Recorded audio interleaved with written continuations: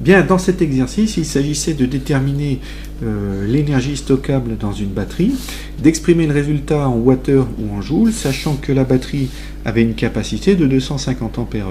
Alors, qu'est-ce que ça veut dire des 250 ampères? Eh bien, ça veut tout simplement dire que la batterie est capable de fournir 250 ampères pendant une heure. Donc, la batterie, c'est un générateur. Si on dessine un générateur, donc le générateur va avoir une tension de 72 volts et il va pouvoir fournir 250 ampères, une intensité de 250 ampères. Donc la puissance de la batterie, ce sera 72 fois 250, donc U fois I. Et ça nous fait 18 000 watts. Ça, ce sont des volts, ça, ce sont des ampères. Donc 18 000 watts. Donc ça, c'est la puissance que peut fournir la batterie. Mais la batterie ne peut fournir cette puissance que pendant une heure. Et je le rappelle, l'énergie, c'est la puissance fois le temps.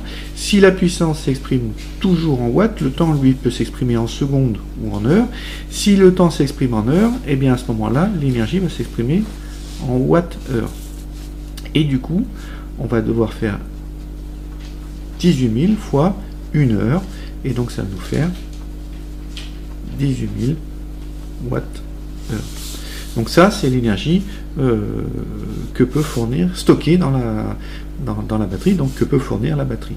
Si maintenant le temps avait été exprimé en secondes, et bien à ce moment-là, on aurait multiplié les watts par des secondes, et les watts par des secondes, ça donne des joules, puisque le watt, ce sont des joules par seconde, donc des joules par seconde multipliés par des secondes, il ne reste que des joules, et à ce moment-là, ça veut dire qu'il va falloir faire la puissance, donc 18 000 watts, fois le temps, puisque la batterie va débiter cette intensité, enfin cette puissance pendant une heure, fois 3600 secondes. Et on obtient 64,8 millions de joules, donc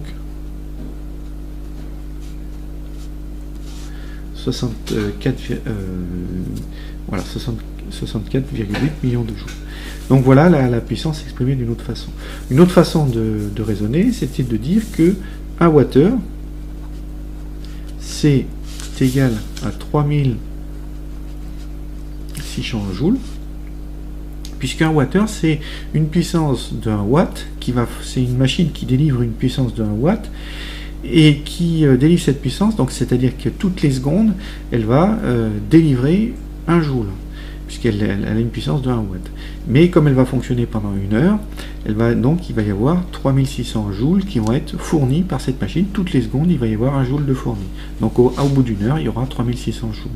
Donc 1 wattheure, c'est 3600 joules. C'est une autre façon de passer d'une unité à une autre. Et donc il va falloir faire 18 000 wattheures et dire que ça fera 18 000 fois 3600 pour obtenir un résultat qui sera en joules.